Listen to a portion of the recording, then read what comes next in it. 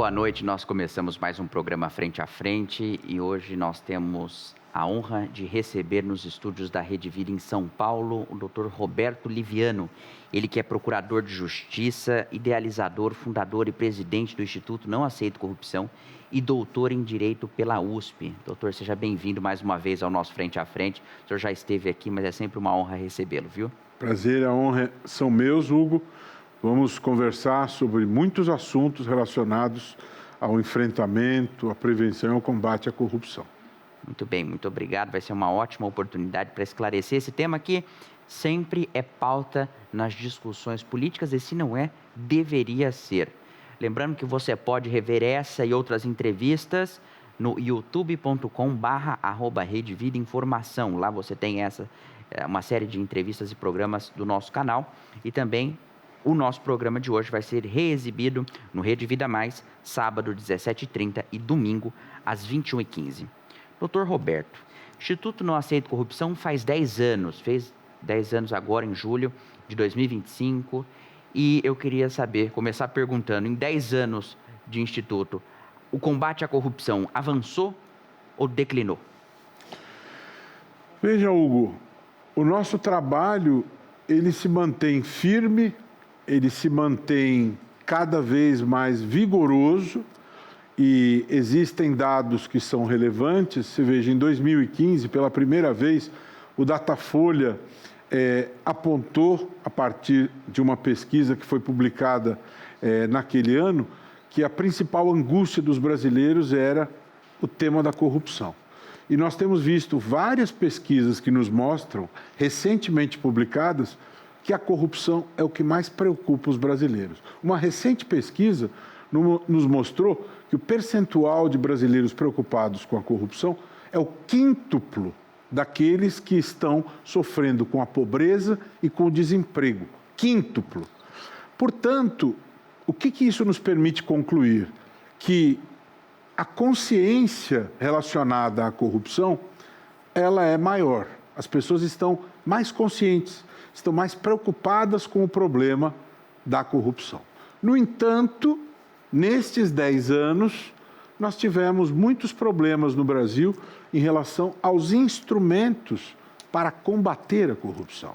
Nós tivemos uma decadência, nós tivemos perda de qualidade em relação ao instrumental jurídico para combater a corrupção. A partir do momento em que as 10 medidas contra a corrupção foram apresentadas ao Congresso, houve uma reação do corpo político negativa e nós começamos a ter instrumentos legislativos nocivos ao interesse público, como a nova lei de abuso de autoridade, que foi dirigida a membros do Judiciário, do Ministério Público, para deles se vingar. Nós tivemos o sucateamento da lei de improbidade através da lei 14.230, em 2021. Acabamos de ter a aprovação de uma lei do projeto Dani Cunha, que enfraquece muito a lei da ficha limpa, uma lei que foi aprovada depois de 14 anos de coleta de assinaturas, 1.600.000 assinaturas, um dos poucos projetos de iniciativa popular aprovado pelo Congresso por unanimidade. E esse projeto Dani Cunha, ele é aprovado mediante urgência de votação, sem nenhum exame por comissões, sem nenhuma audiência pública, ou seja, em total escárnio ao povo, em total desrespeito à sociedade. Não é? Então, o que nós estamos vendo é um processo de decadência da democracia e decadência da qualidade do combate à corrupção nesses últimos 10 anos, lamentavelmente.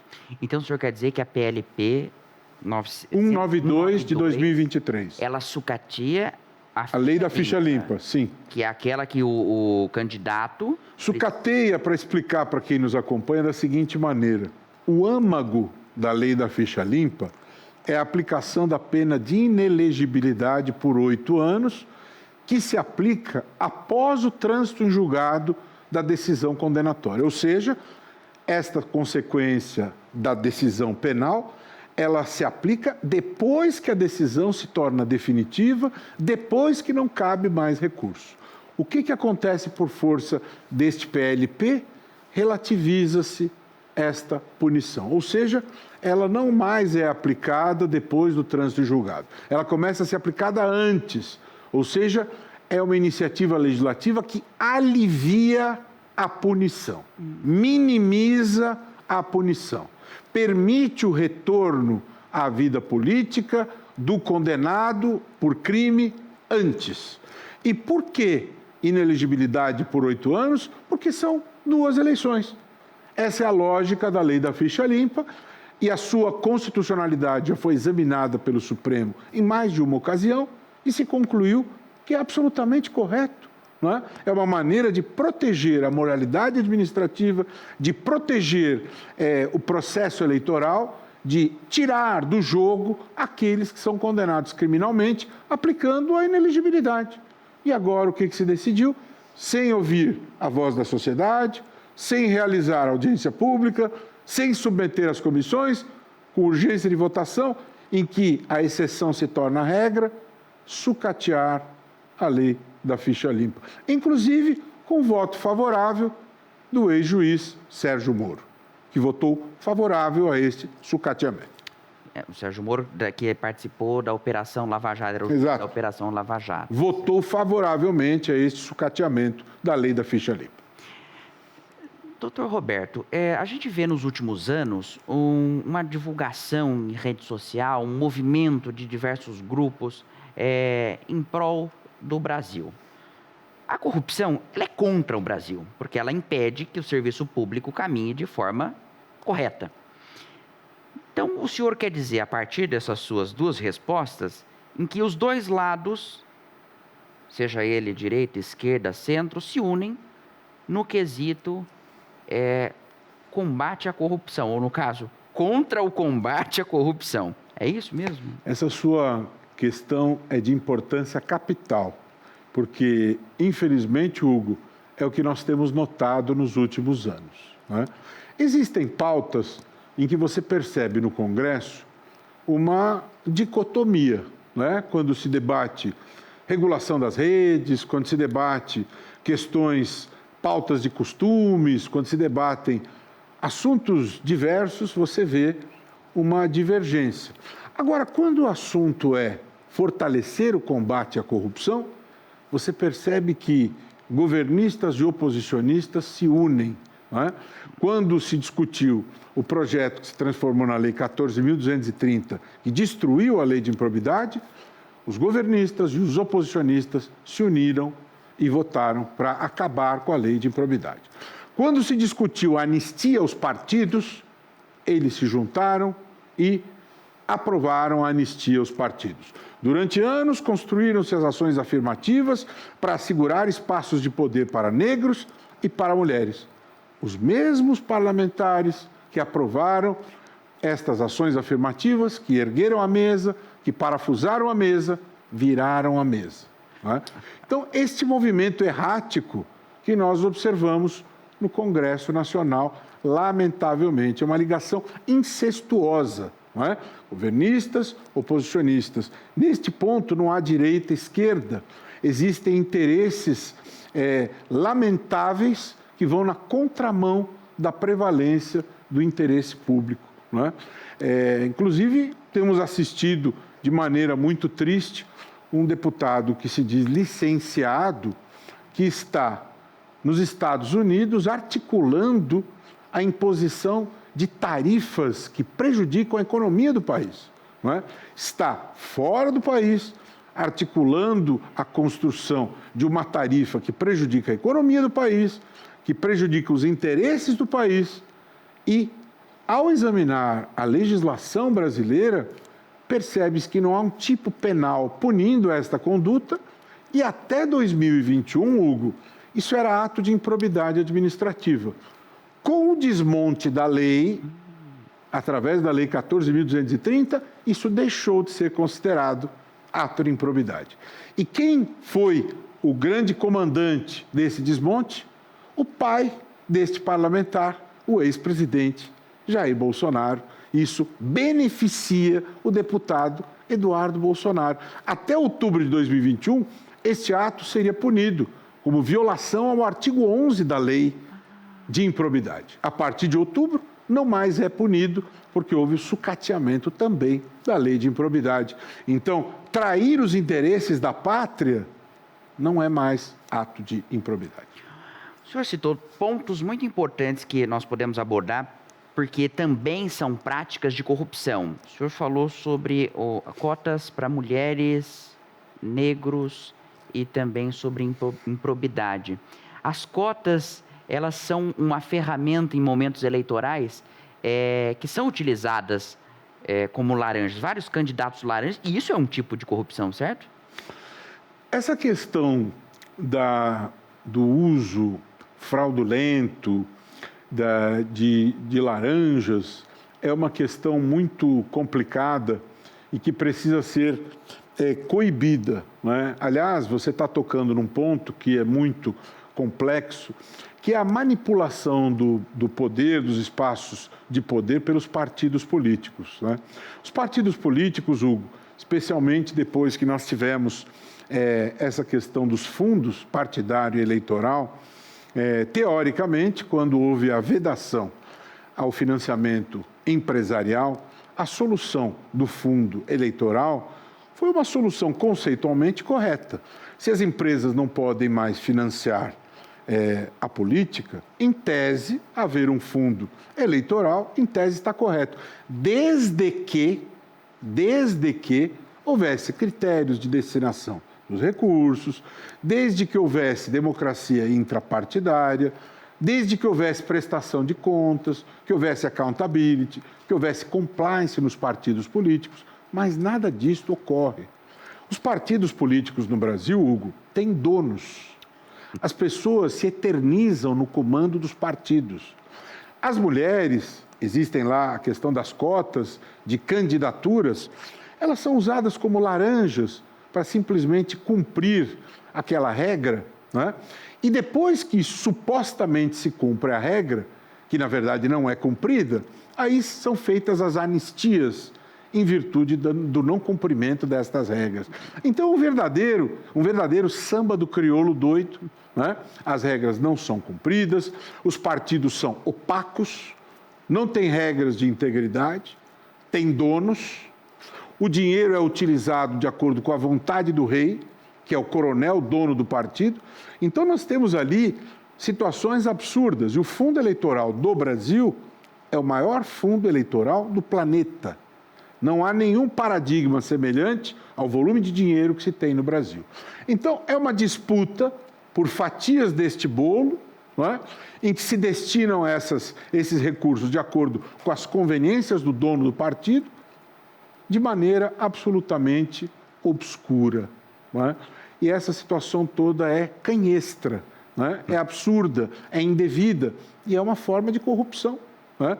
Porque a corrupção nada mais é do que o uso abusivo do poder visando obter algum tipo de benefício. Então, este uso abusivo do poder por parte daquele que comanda o partido também é uma forma de corrupção. Ele se perpetua no poder e dita as regras, não é? O senhor falou sobre compliance nos partidos. A gente vê os compliance nas empresas com uma eficiência e muitas vezes até assustadora as ações tomadas por eles. A gente imagina que seja um ato utópico, não é? Um compliance dentro de um partido político no Brasil atual. Mas num futuro, seria possível? Veja, Hugo, seria algo maravilhoso pensar que isso pudesse se concretizar, mas eu digo a você que em relação a isso, com muito pragmatismo, eu vejo como algo muito distante e praticamente utópico, né? Eu acho que nós precisaríamos, para isso ocorrer no Brasil, construir um pacto pela integridade nos partidos.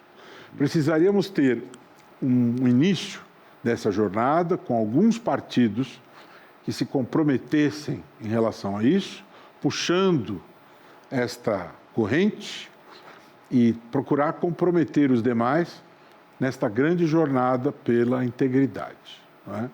Mas isso seria uma grande, profunda mudança, uma mudança, um reposicionamento cultural que hoje nós não temos, né? Os partidos se acostumaram a práticas nada íntegras, né?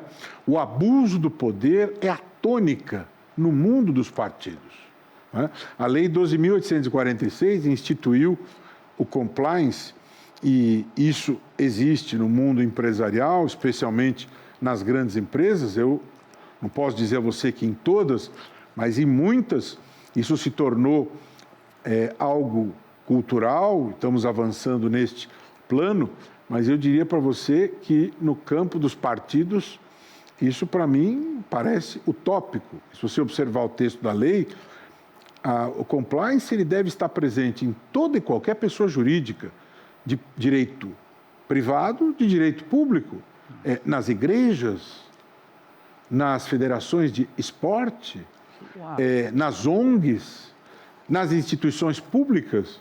Por força da lei, todos os CNPJs têm que ter políticas de integridade. Até porque, quando você tem política de integridade, quando você tem compliance, você tem prevenção à fraude, prevenção à corrupção. Ter compliance significa evitar desvios, evitar fraudes, evitar o desvio, não é? Isso, em tese, é muito bom, mas precisa haver vontade política, disposição, compromisso do topo da organização com esses valores éticos. E nem sempre isso existe. De volta com o programa Frente a Frente, e hoje nós conversamos com Roberto Liviano, que tem falado sobre combate à corrupção. Pela perspectiva do bloco anterior, a corrupção no Brasil tem ganhado espaço e não diminuído. Mas ao longo do tempo, o trabalho não para, não é, doutor Roberto? Primeiro, para refrescar a memória de quem não viu a sua primeira entrevista, quando nasce o Instituto? O Instituto nasce em julho de 2015 e há um dado importante, interessante de mencionar. Eu gosto sempre de dizer isso, Hugo, e tenho muito orgulho disso. A origem do nosso instituto é a minha tese de doutorado na Faculdade de Direito da USP, né? E eu tenho a impressão, eu tenho todo o conhecimento sobre isso, o Brasil é continental, mas o nosso instituto hoje é uma OCIP, né? Uma organização da sociedade civil de interesse público. Nosso instituto faz parte do Pacto Global da ONU. Nosso instituto é membro da OEA e o nosso instituto é derivado da minha tese de doutorado na São Francisco. Portanto, eu defendi a minha tese em 2004, né? O instituto foi fundado 11 anos depois, e eu acredito, Hugo, que haja poucas iniciativas como esta que são derivadas de uma tese de doutorado. O professor Miguel Reale Júnior, que, a meu ver, é o mais relevante jurista em atividade no Brasil, né? Ele foi meu orientador, e o Miguel é conselheiro do Instituto. O primeiro a chegar nas reuniões, vive o Instituto com amor, com intensidade, é uma força viva do Instituto, nosso inspirador, né? Um cérebro, uma mente privilegiada, que está vibrando conosco, propondo, pensando junto conosco, assim como Renato Janine Ribeiro, que foi ministro da Educação, assim como Renato Nalini, que presidiu o Tribunal de Justiça. São mentes privilegiadas que nos permitem trocar ideias a respeito dessa temática tão complexa, né? Então, o Instituto ele nasceu em 2015, logo depois que iniciou o trabalho Operação Lava Jato, mas no Brasil, fonte de corrupção é inesgotável, né, Hugo? Infelizmente. Mas a origem do Instituto está relacionada à tese de doutorado, e quando eu apresentei esse projeto em 1996, sequer nós tínhamos a Convenção da OCDE, que é de 97. Portanto, o projeto é anterior à primeira das convenções históricas mundiais, que é a Convenção da OCDE, que é de 97. Né?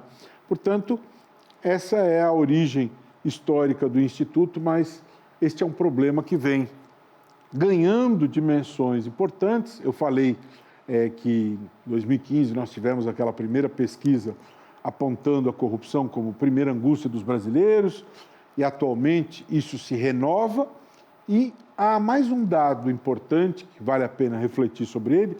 O Datafolha recentemente divulgou uma pesquisa que mostra que 78% dos entrevistados percebem, avaliam que o Congresso legisla visando o próprio interesse, né? Então, além de ter a corrupção como principal problema, aqueles que deveriam trazer as soluções para o problema legislam visando o próprio interesse. Ou seja, legislam para garantir a impunidade por lei. Então, nós temos uma situação de dificílima solução, né? Porque quem deveria trazer as soluções por lei, legisla visando o próprio interesse. No trabalho do Instituto, há também um prêmio que ocorre anualmente. Ele é um prêmio que premia boas práticas, não é? Sim. Combate à corrupção. Pode explicar um pouco para nós? Sim. Uma das categorias é essa que você mencionou, boas práticas de governança corporativa no âmbito público, no âmbito privado, são 7 categorias, né? Temos também a categoria academia, que é voltada para alunos de graduação e pós-graduação, que apresentam papers com ideias voltadas para avançarmos no combate à corrupção.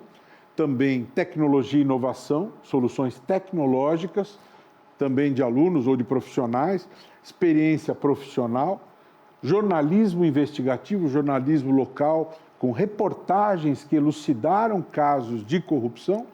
E nesse último ano criamos a categoria Integridade no Esporte, premiando atitudes de atletas, políticas de integridade de clubes, federações, confederações, projetos esportivos.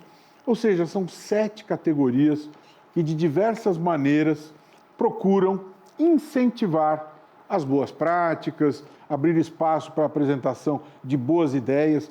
Nessa última edição do prêmio, nós vimos muitos trabalhos em torno da questão da inteligência artificial, vimos muitos trabalhos preocupados com a questão das emendas parlamentares, né? E também uma questão muito interessante, já nas 2 últimas edições do prêmio, que, aliás, nós já estamos finalizando a publicação do e-book. Os trabalhos premiados, eles são compilados e estamos publicando o e-book. Os trabalhos vêm do Brasil inteiro, Hugo. Então, isso reforça o caráter nacional da ação do Instituto. Então, nós temos trabalhos que vêm do Nordeste, do Norte, do Centro-Oeste, do Sul, do Sudeste, muitas mulheres brilhantes apresentando trabalhos. Então, foram 21 trabalhos premiados nas 7 categorias e trabalhos extraordinários. Quem está nos acompanhando pode ter acesso à íntegra desses trabalhos no site do Instituto. Mas nós, em breve, vamos divulgar amplamente o e-book, que está sendo publicado em parceria com o Centro Universitário Univem, que é nosso parceiro acadêmico, e nós vamos amplamente divulgar este e-book, em que há uma diagramação toda muito bem elaborada para facilitar a leitura, ser mais agradável, né? Então, nós estamos na reta final de edição e diagramação do e-book contendo os 21 trabalhos, todos os nomes dos membros da banca julgadora, todos os agradecimentos necessários e logo estará disponível. Então, o prêmio vem se consolidando como um espaço para apresentar boas ideias, mostrar reportagens que elucidaram a corrupção de todo o país e já vamos partir em breve para a 6ª edição do Prêmio INAC de Integridade, né? A última edição foi no dia 16 de junho, no Teatro Municipal, lotamos o Municipal, 1.500 pessoas presentes nessa edição, que foi apresentada pela Eliane Cantanhede, pelo Luiz Guilherme. Foi uma noite muito especial, marcando aí os 10 anos do INAC, no Teatro Municipal, que é o ícone da Semana de Arte Moderna, e de tantos artistas e de tanta cultura que lá se apresentou. E nós queremos que assim continue, porque o Teatro Municipal é de todos nós. Muito bem. O senhor falou sobre projetos do Brasil todo. Muitas vezes, quando nós falamos de corrupção, nós acreditamos que seja apenas relacionado a grandes volumes e grandes quantidades montantes de dinheiro, grandes obras e tudo mais. Mas não é, de fato, isso que acontece no Brasil em larga escala. E essa pequena corrupção que acontece em municípios é um grande problema, é onde o dreno financeiro acontece em larga escala, não é mesmo? É verdade. Inclusive, Hugo, é bom que você tocou neste ponto. Nós temos um projeto de pesquisa, a professora Rita Biazon, pesquisadora da Unesp, cientista política, é uma das 32 pessoas que fundaram o Instituto junto comigo. Ela é a coordenadora do nosso núcleo de pesquisas. E uma das pesquisas que nós temos realizado a cada 2 anos, em 2026, será a 3ª edição da pesquisa, e ela trata justamente da percepção cotidiana da corrupção. Não é? E qual é a razão de ser destas pesquisas? Qual é o momento em que elas são realizadas? O que nós pretendemos? Qual é o objetivo estratégico delas? Essas pesquisas são realizadas nos anos de eleições. E elas visam justamente trabalhar essa percepção da corrupção do dia a dia, dessa corrupção do varejo, como que ela impacta na vida do cidadão, e nós queremos provocar essa discussão, queremos justamente que o cidadão se preocupe com esta corrupção e queremos que isso desperte a consciência crítica do eleitor e que o impacte no momento de ele decidir o seu voto. Por isso é que essa pesquisa ela é executada nos anos de eleição e ela é divulgada cerca de 2 a 3 meses antes das eleições. Já fizemos 2, em 2026 será a 3ª edição. A pesquisa é realizada a cada 2 anos, em parceria com a Ágora Pesquisas, que é um instituto muito respeitado, é uma pesquisa realizada presencialmente, né? Na última edição foram 2.026 pessoas ouvidas em todos os estados brasileiros, todas as capitais, com resultados muito importantes. Alguns que eu destaco aqui, 64% dos entrevistados já foram impactados, já vivenciaram a corrupção eleitoral. Não é? Ou seja, é um dado de realidade. E a corrupção eleitoral, apesar de já ter sido vivenciada de maneira tão significativa, mesmo assim, ela é uma das 5 condutas que são mais repudiadas pelos entrevistados, ou seja, ela não está naturalizada. Ela foi vivenciada, mas há uma expectativa por parte dos entrevistados que ela seja combatida. Né? O valor médio do voto, o valor pelo qual o voto é comprado na região Nordeste é de R$ 124.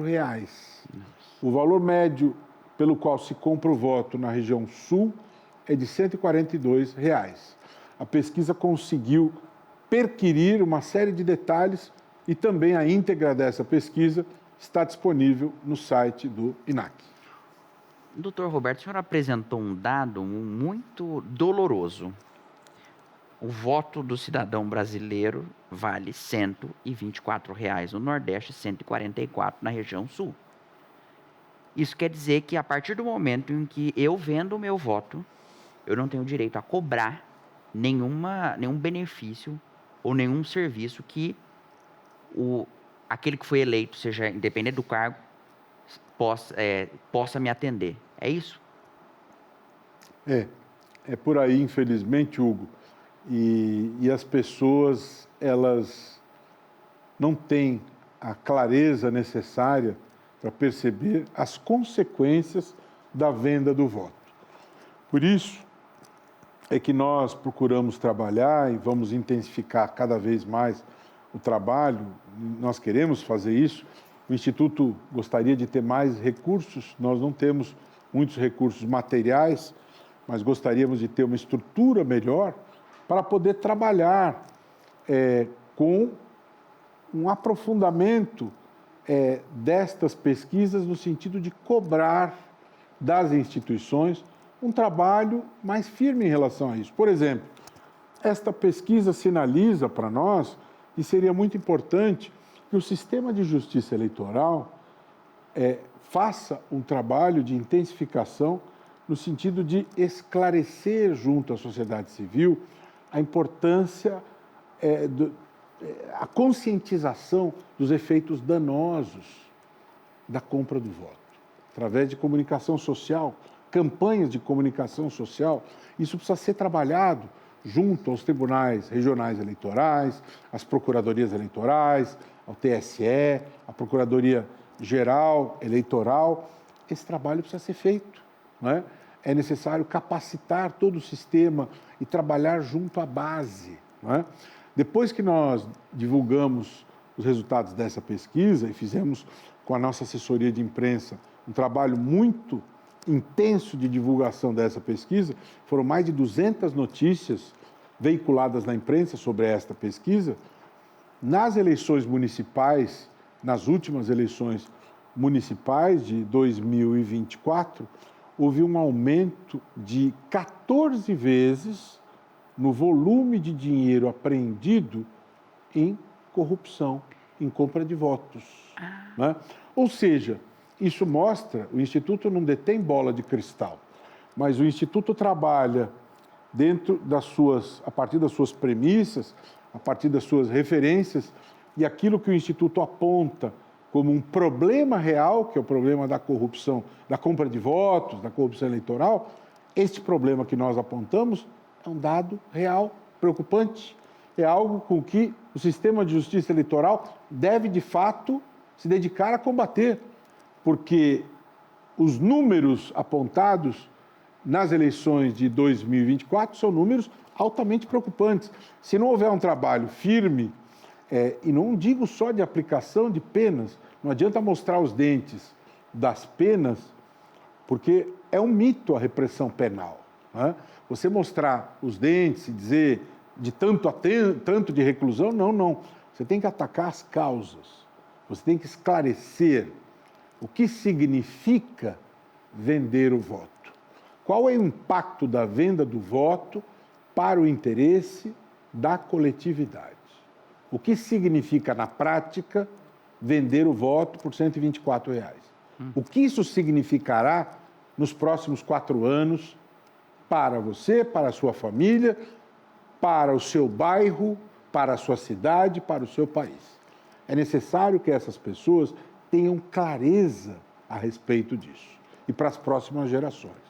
Isso não está claro. E nós temos um gap educacional, informacional. Precisamos ter clareza que esta campanha de comunicação se faz nestas circunstâncias, diante desta realidade. Educação, eu acho que é a palavra para combater a corrupção. E eu acredito que, como o senhor mesmo disse, se a gente tiver um trabalho para educar não só as novas gerações, mas a atual geração, se conscientizar dos perigos e dos problemas, a gente consegue, talvez, imaginar um futuro em que a pauta da corrupção seja eliminada, porque ela não vai existir, certo? Eu sempre digo, Hugo, que as pessoas perguntam, mas qual é a grande medida para nós enfrentarmos a corrupção? Tempo atrás, o jornal Globo fez uma reportagem especial e eles chamaram o ENAC e a Transparência Brasil para apontar as 7 medidas capitais, não era uma, né? Então nós fizemos uma sequência de reuniões e apontamos as 7 providências mais importantes. Não existe uma, 7 é melhor do que uma. Agora, eu digo que a educação, sem sombra de dúvida, é de uma importância gigantesca, não é? Mas eu gosto de dizer, e aproveito essa oportunidade para dizer, que não acredito em impostores que se vestem com capas de super-heróis para enganar o povo. Não é?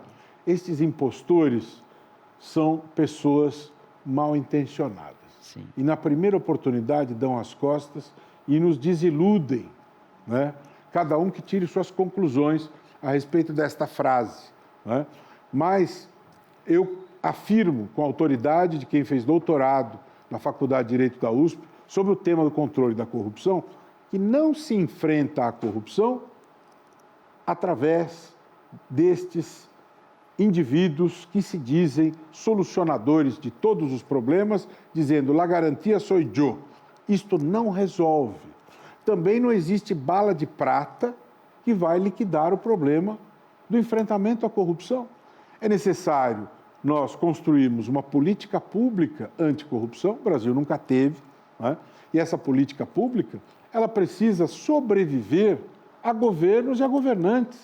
Ela não pode ser algo personalista. Não, este governo fez e é uma marca. Não. É uma política pública em que há a prevalência do interesse público, pouco importa se é esse governo, se é aquele governo.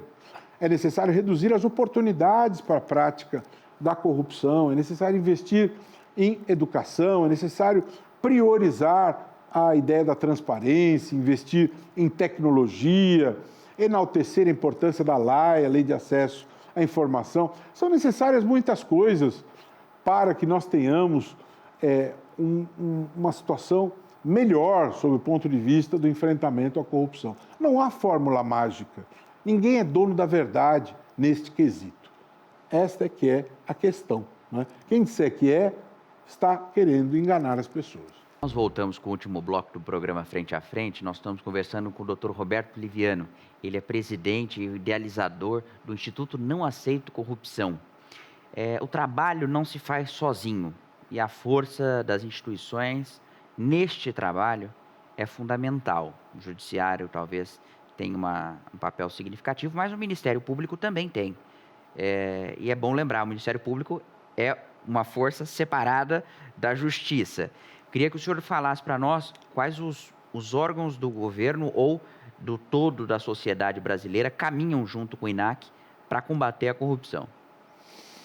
Olha, é bom você tocar neste ponto, porque nós tivemos há pouco tempo a entrega do Prêmio Nobel de Economia a Daron Acemoglu e outros, e o cerne das ideias de Acemoglu vem na direção de que nós não temos progresso, nós não temos evolução, nós não temos riqueza nas nações sem fortalecimento das instituições, né? Então, eu sou do Ministério Público há 33 anos, com muito orgulho. Eu me sinto muito feliz e realizado no Ministério Público do Estado de São Paulo. E o que eu queria falar neste tópico, estamos aqui no último bloco da nossa conversa, eu quero dizer que você não pode imaginar, Hugo, o combate à corrupção sem o Ministério Público forte. O INAC é uma ONG, né? Nós precisamos da sociedade civil vigorosa, precisamos de organizações como o INAC, como a Transparência Internacional, Transparência Brasil, como o Fiquem Sabendo e outras organizações vigorosas, mas nós precisamos também das instituições de Estado, como o Ministério Público, como o Poder Judiciário, os tribunais de contas. Precisamos das instituições vigorosas. E nós temos observado que há movimentos frequentes. Eu comentei sobre a lei de abuso de autoridade. Nós tivemos, há algum tempo atrás, a PEC da vingança contra o Ministério Público, em que se pretendia visivelmente o enfraquecimento da instituição do Ministério Público.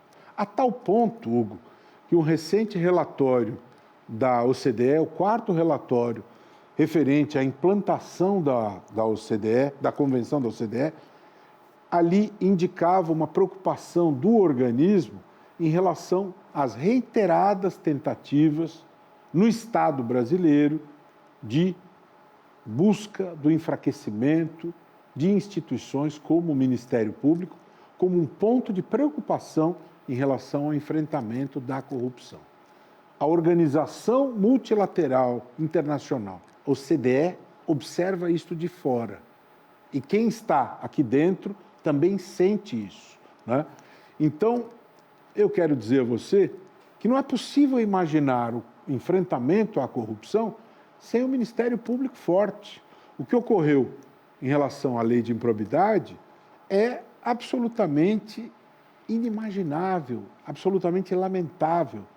em relação ao combate à corrupção, porque era o principal instrumento jurídico de combate à corrupção, a lei de improbidade para o Ministério Público, né? Então, procurando responder a sua questão, o INAC procura agir de mãos dadas, em rede, com outras organizações. Aliás, nós fazemos parte da RAC, que é a Rede de Advocacy Colaborativo. Estamos no Pacto Global da ONU, estamos no Pacto pela Democracia. É necessário sempre agir em rede, não é? É necessário trabalhar ao lado da imprensa também, para que haja visibilidade em relação a certas questões, quando elas são nocivas ao interesse público, não é? Mas eu quero dizer que é absolutamente crucial que as instituições elas sejam fortalecidas. Como disseram Ziblatt e Levitsky, não há mais golpes com tanques na rua, não há mais golpes com fuzis. Os golpes são dados através do solapamento das instituições.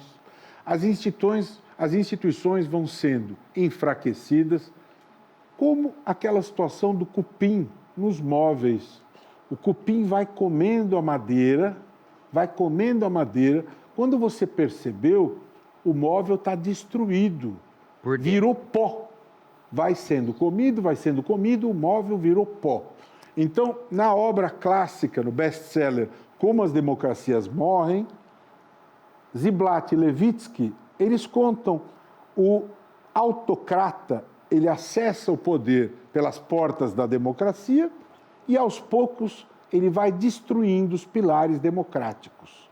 E isso é, infelizmente, o que ocorre em muitos lugares do mundo. Isso ocorreu na Hungria, com Orbán, na Rússia, com Putin, na Turquia, com Erdogan, nos Estados Unidos, com Putin, tá certo?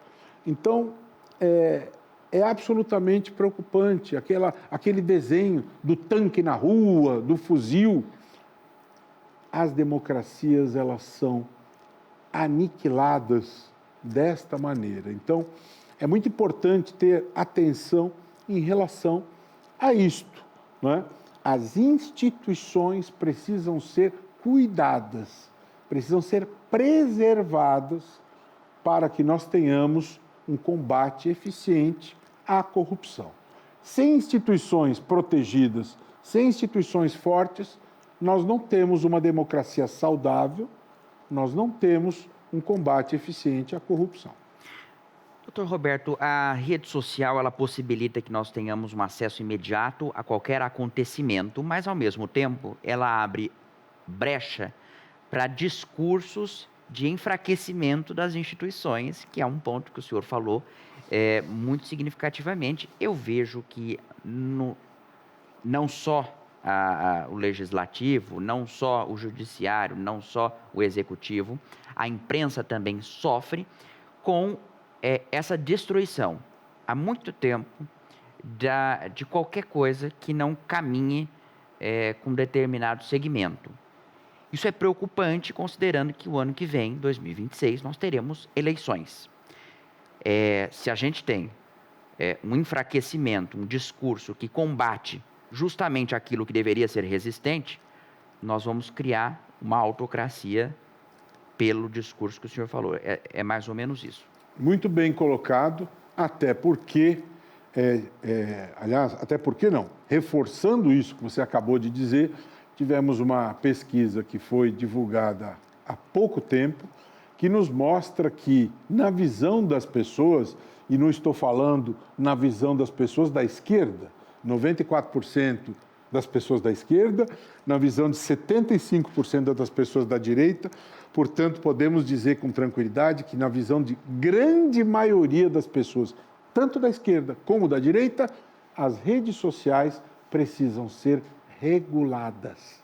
Não pode haver esta sensação de terra sem lei. Tivemos esse recente problema relacionado ao tema da adultização, em que nós temos uma vulnerabilidade visível e preocupante em relação a crianças que ficam expostas a situações dramáticas nas redes. E não é possível, Hugo, nós termos essa sensação da impunidade ampla, geral e irrestrita nas redes, com a disseminação do ódio, com práticas criminosas, com práticas que solapam o Estado de Direito. Isso não é plausível. As Big Techs, elas são um dado de realidade no Brasil e no mundo. As Big Techs precisam ser respeitadas, sim, mas as Big Techs não estão acima da lei. As Big Techs não são intocáveis, não estão acima do bem e do mal. As Big Techs precisam respeitar a Constituição da República Federativa do Brasil, precisam respeitar as leis do Brasil, precisam respeitar o Supremo Tribunal Federal do Brasil. Simples assim. Elas ganham o dinheiro delas, e não é pouco, né? Então elas precisam se submeter ao Estado de Direito no Brasil. E eu penso que este regramento, Hugo, dentro do princípio da separação dos poderes, deve brotar do Congresso Nacional.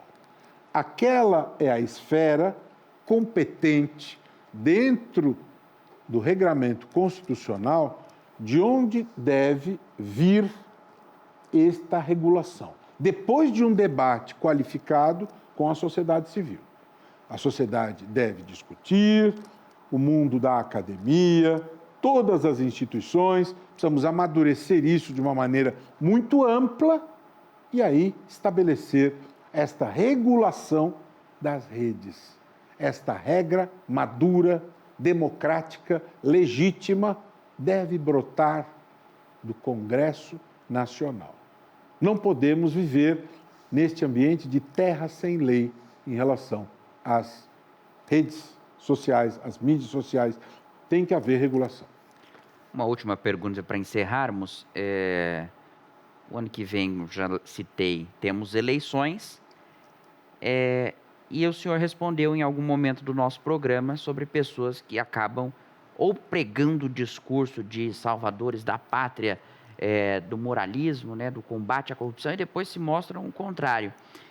Como encontrar um político, um representante de combate à corrupção, e agora eu lembro do Luiz Flávio Gomes, que foi um dos que integraram o movimento junto com vocês e era um defensor do combate à corrupção, como fazer com que a gente tenha bons representantes da causa? Olha, eu acho que há alguns cuidados que eu reputo relevantes nestas buscas. Primeiro, é necessário que se faça uma investigação sobre o passado das pessoas. Né? É necessário que haja critério, responsabilidade nesta busca. Segundo, não está escrito em lugar nenhum, né? Aliás, a nossa regra jurídica, ela não estabelece limite ao exercício do poder, mas eu penso o seguinte, Hugo, nós vivemos numa república, e república significa alternância no poder. Se república significa alternância no poder, eu penso que nós podemos construir uma regra dentro da lógica republicana, e me parece saudável, que no campo legislativo o limite razoável é 2 mandatos consecutivos no cargo legislativo. Mais do que 2, me parece que é excessivo dentro da ideia da alternância no poder. Não há limites, por isso existem indivíduos que estão na Câmara dos Deputados há 4, 5, 6, 8 mandatos consecutivos, né? E isso vai na direção da perpetuação do poder. Então, eu penso que as pessoas precisam ter clareza sobre isso. Elas acham razoável a eternização no poder? Porque isso me lembra o tempo do absolutismo, o tempo dos reis, né? O Brasil não vive o tempo dos reis e rainhas, né? Então, o botão verde pode estabelecer a alternância no poder. Ah, mas ele está indo bem. Palmas. Vamos dar um saco de cocadas, né? Ou um ramalhete de flores. Parabéns. Obrigado. Muito bem, vamos aplaudir, né? Ou um saquinho de pipocas. Parabéns. Vamos arejar o Congresso Nacional, trazer outras pessoas. Outra coisa, nós temos um país em que há a predominância de mulheres. Então, vamos dar espaço para as mulheres. Exato. Nós temos negros, vamos eleger pessoas negras para termos representação dos negros. Os negros precisam de espaços de poder. Nós temos um grupo importante LGBTQIA+. Vamos eleger pessoas para representar estes grupos, para termos diversidade política. A nossa democracia será cada vez mais efetivamente representativa quando todos os grupos estiverem representados. Isso me parece que é importante. Agora, o compromisso com o combate à corrupção, ele é absolutamente crucial. Que as pessoas tenham compromisso com integridade, com honestidade, que se investigue qual é a história dessas pessoas, a honestidade, de onde vêm essas pessoas, é absolutamente crucial. Então, que cada um fique muito esperto, que cada um verifique de onde vem, e mais do que isso, Hugo, depois de eleito, que cada um acompanhe a trajetória do mandato. Porque as pessoas têm a mania, foi eleito, nem lembrem quem votou e não fiscaliza o que aconteceu no mandato. Doutor Roberto, mais uma vez é um prazer tê-lo aqui no programa. E há pouco mais de 1 ano e meio nós tivemos uma primeira conversa aqui e é muito saudável renovar esse debate da corrupção, do combate à corrupção aqui no nosso programa. Muito obrigado, viu? É uma honra para mim, quero aproveitar a audiência tão qualificada da Rede Vida e quero convidar quem está nos acompanhando, se você gostou desta conversa, se isso acrescentou algo para você, se isso esclareceu, me siga no Instagram, Roberto Livianu Oficial. Siga também Não Aceito Corrupção. Será um prazer, uma honra, uma alegria que nós possamos nos conectar e que possamos juntos construir um país mais íntegro, mais justo, mais ético. Roberto Livianu Oficial e Não Aceito Corrupção. Muito obrigado. Muito obrigado a você que nos acompanhou em mais um programa Frente a Frente. Lembrando que você pode rever esse programa no youtube.com/Rede Vida Informação. E semana que vem eu te espero no Frente a Frente às 10h30 da noite. Domingo nós temos um encontro no Conexões Rede Vida às 9h30 da noite. Fiquem com Deus e ótima semana.